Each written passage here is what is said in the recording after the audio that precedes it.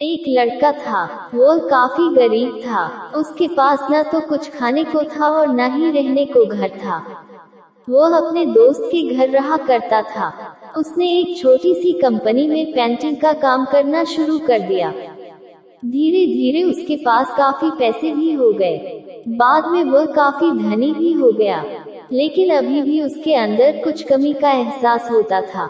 जब वह छोटा था तभी उसके माता पिता इस दुनिया से चले गए थे। उसने कभी प्रेम को नहीं जाना था। एक दिन जब वह अपने किसी काम से बाहर गया था तो उसे एक लड़की दिखी जो कि काफी अच्छी और खूबसूरत थी। उसको देखते ही इस लड़की को उस लड़के से प्रेम हो गया। वह काफी देर तक उस लड़के को देखती रही। कुछ देर बाद वह लड़की वहां से चली गई। कुछ दिनों तक यह लड़का उस लड़की को खोजता रहा, लेकिन वह लड़की न मिली। लेकिन नियति ने उस लड़की से इस लड़की को मिला दिया। वह लड़की इस लड़के के घर काम की तलाश में आई थी।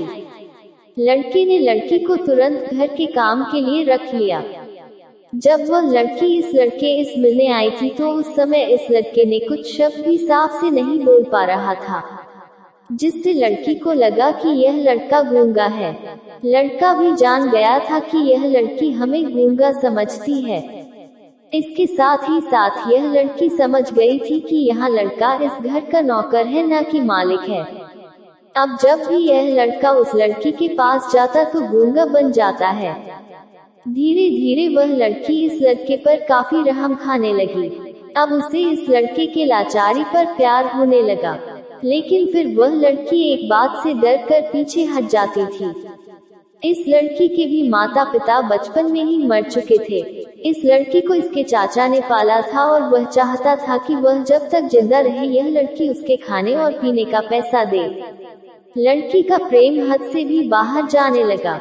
लड़के के एक खांसी पर भी वह लड़की दौड़े उस लड़के के पास पहुंच जाती थी। अब लड़का भी समझ गया कि इस लड़की को मुझसे प्रेम हो गया है।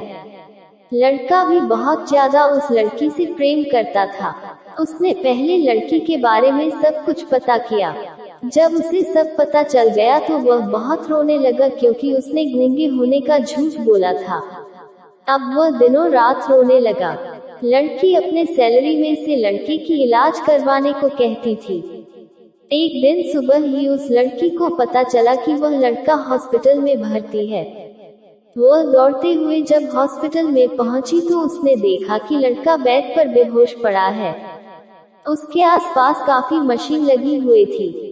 जब लड़की डॉक्टर के पास पहुंची तो वहां पर डॉक्टर ने उसे बताया कि लड़का अब बोल नहीं सकता है। उसने अपनी जीभ को कटाने की कोशिश की है। इसके साथ ही उस डॉक्टर ने उस लड़की को एक पत्र दिया। उस पत्र में लिखा था, मैं एक काफी धनी लड़का हूँ। जिस घर में तुम काम करती हो उस घर की मालिक मैं ही हूँ।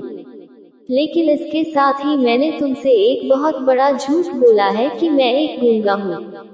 अब इस झूठ का प्रायश्चित करने के लिए मैं ऐसा काम करने जा रहा हूँ।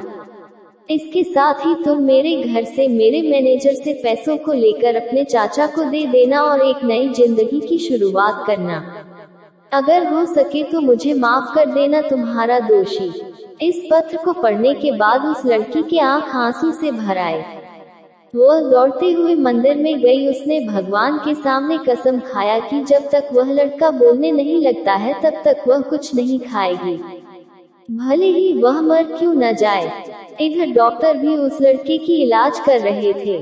ईश्वर ने दोनों के मन की बात काबूल कर ली और अब लड़का बोलने लगा, लेकिन वह अपनी याददाश्त को खो गया।